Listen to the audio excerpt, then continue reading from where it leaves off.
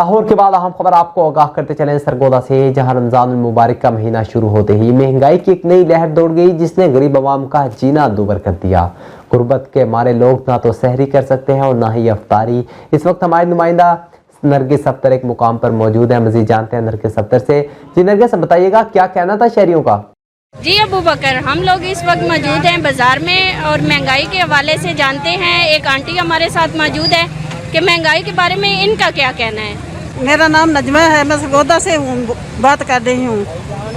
इमरान खान के खिलाफ लोग इसी महंगाई की वजह से ही हुए थे। अब इन्होंने भी कुछ भी नहीं किया। आटा देख लो कितना महंगा, दाल चावल। सबसे पहले तो रोटी है ना, बाकी सड़का बाकी तरक्कियात का बाद में है।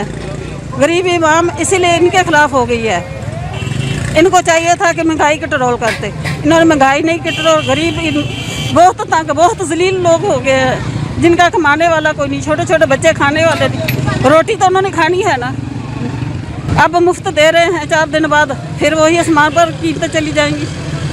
क्या करें वो लोग? सबसे पहले रोटी महंगाई कम करें, फिर वोट इनको मिले वो लोग।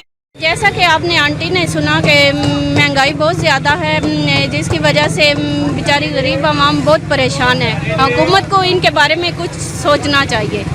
Big news Sargodha. बहुत शुक्रिया नरगिस तफसीलात से आगाह करने का।